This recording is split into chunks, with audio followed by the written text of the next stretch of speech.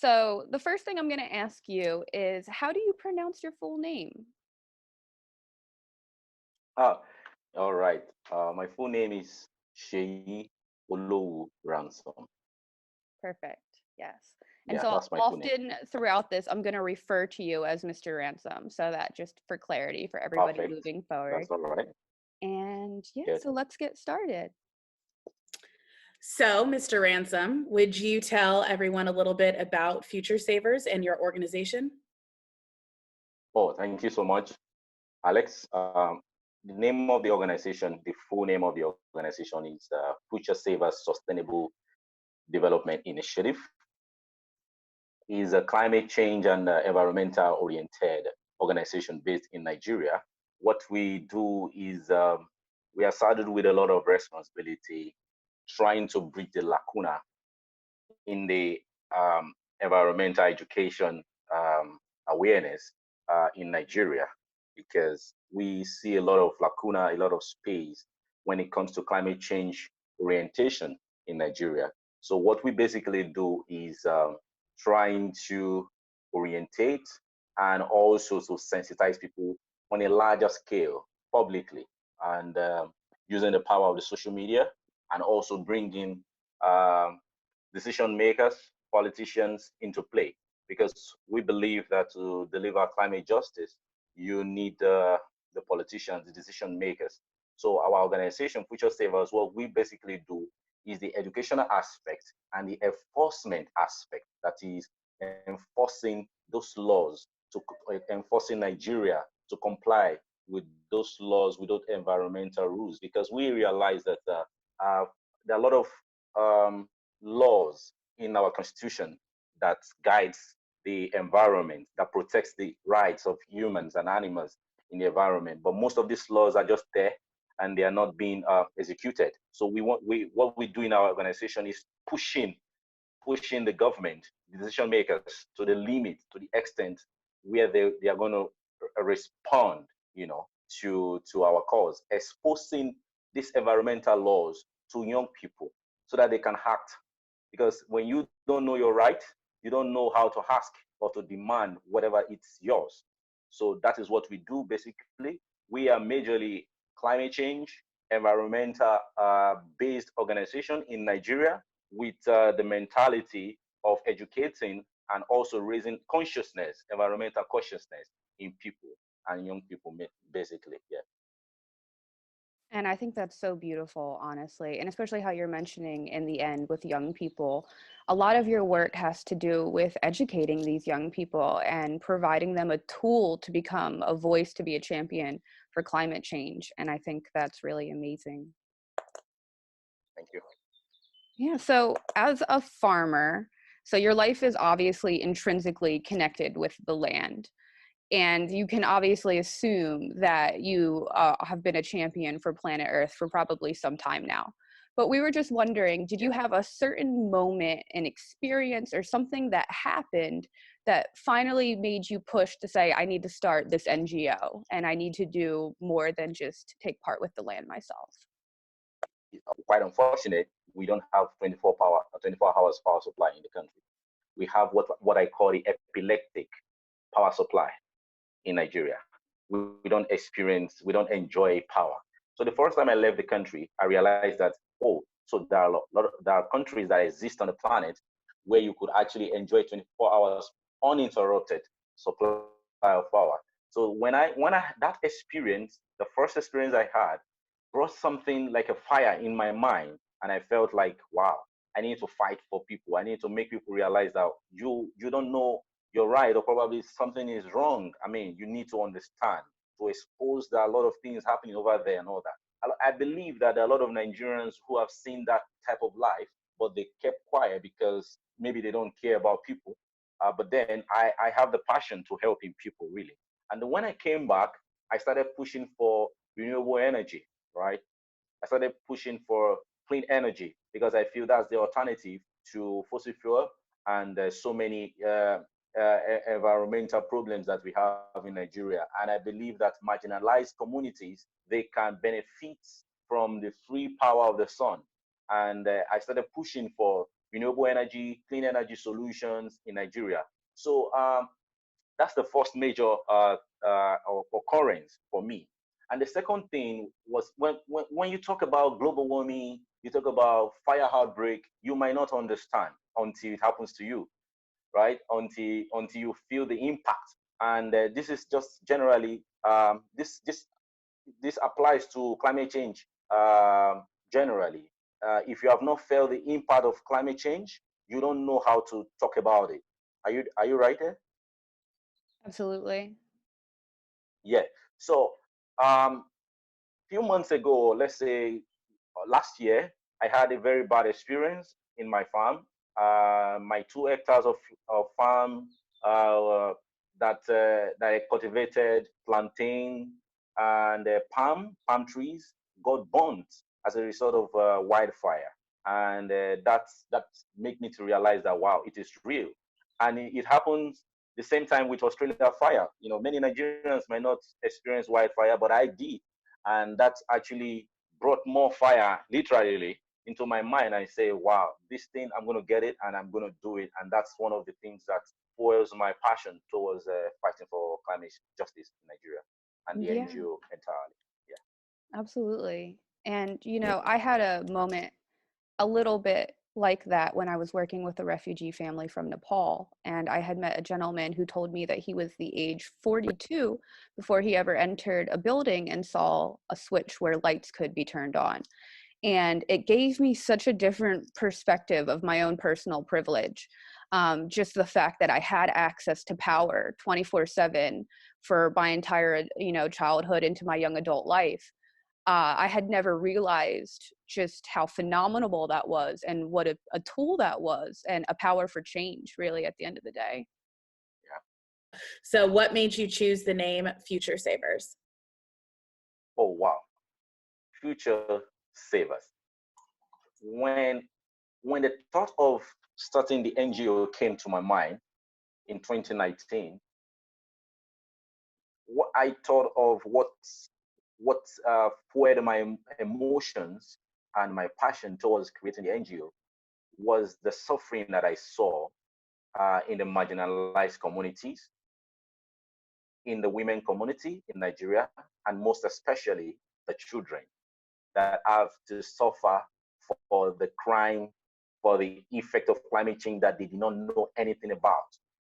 What brought out that burning desire also was the fact that most of those children would probably have to face the tremor and the suffering that comes with climate change in their latter life when they ought to be enjoying, or in their teenage life or young adult life, without knowing how to probably adapt or how to secure themselves or to protect themselves from the effect and the brunt of climate change. So that picture was that thing that triggers my mind initially, and I thought of, let me base this organization fighting for young people, fighting for children, innocent children that know nothing about climate change. How can I save them? How can I save their future? Because I believe that the future, the presence right now, the future we are preparing for them will really matter how they are going to deal with climate change. And I feel fighting for them is worth doing.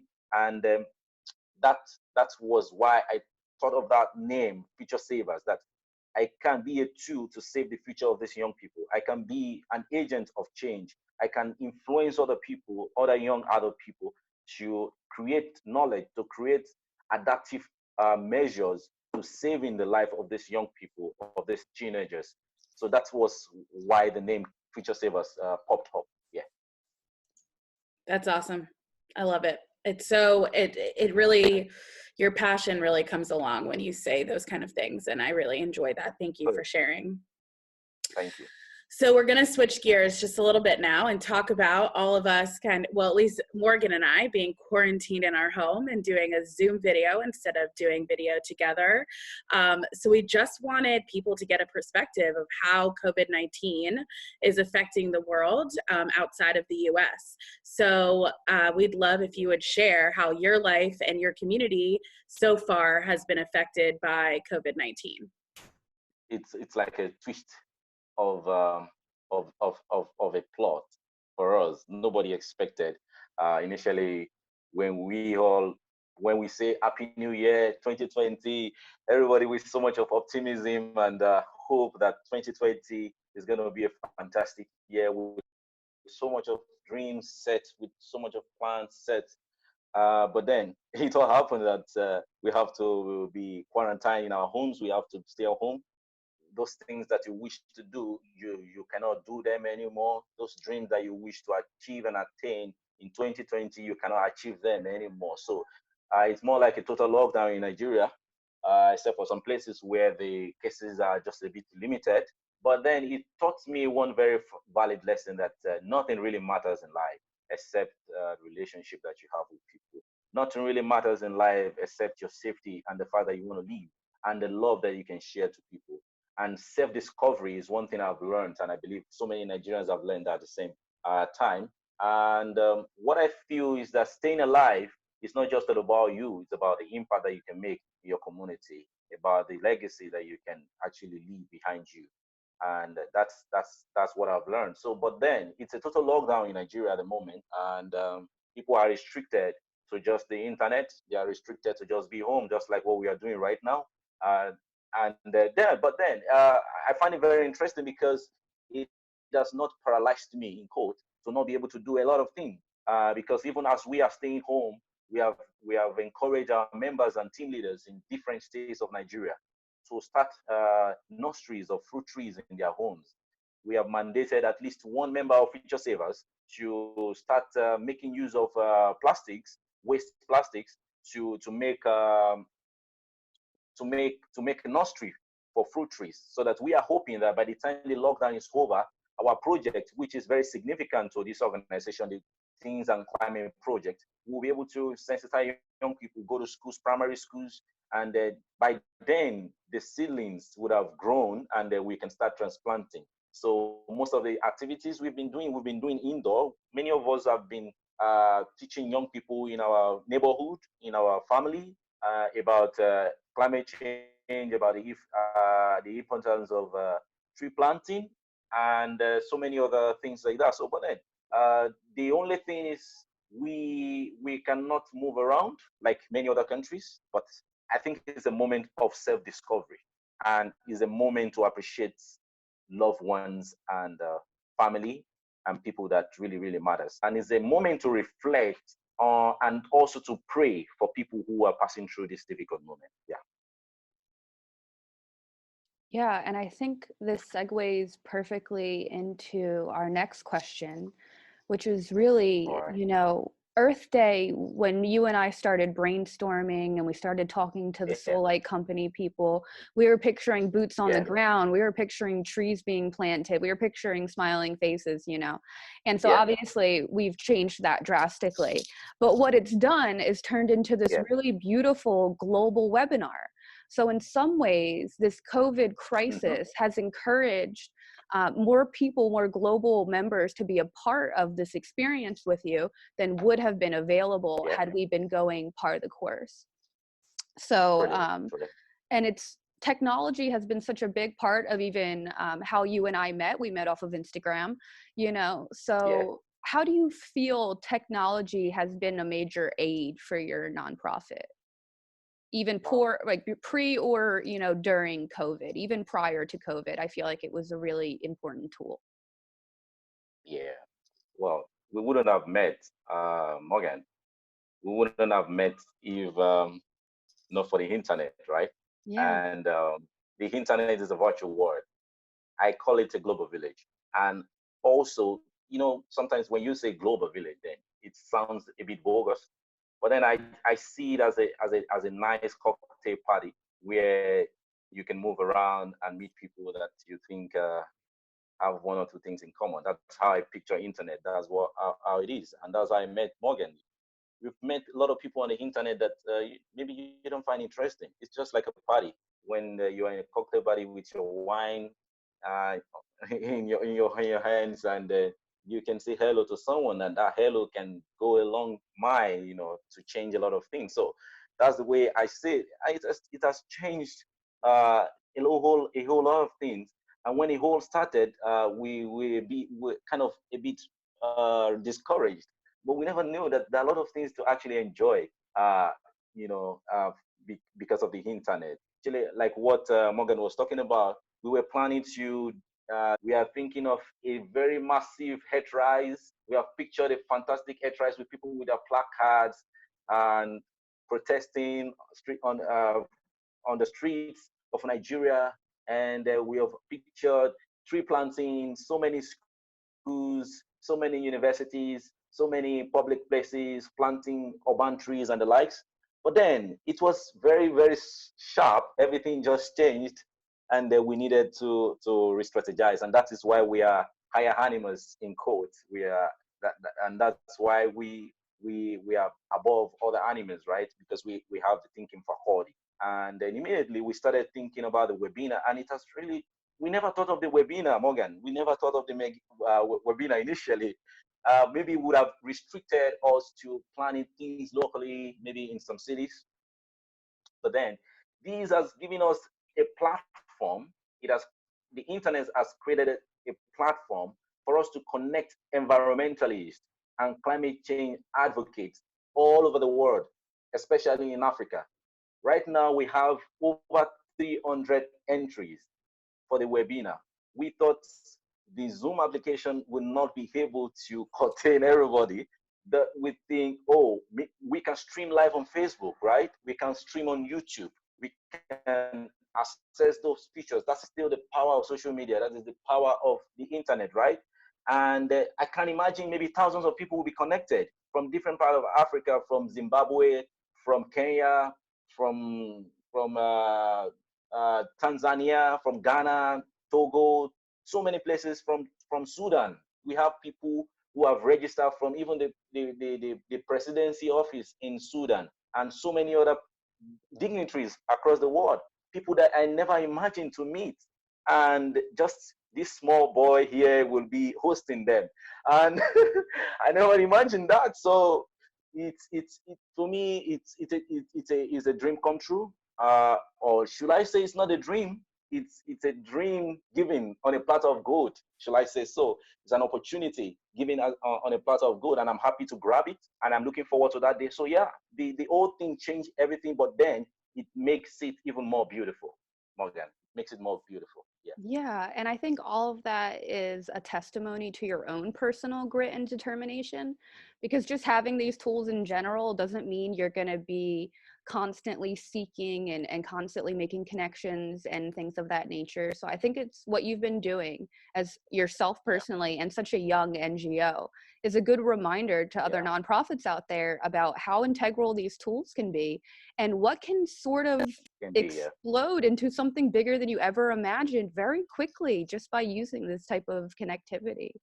Absolutely.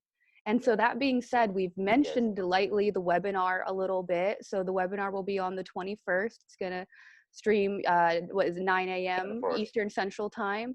And we're going to be connecting all of these incredible voices. And so is there anything about the webinar exclusively or about the NGO that's coming up that you want to share with the world?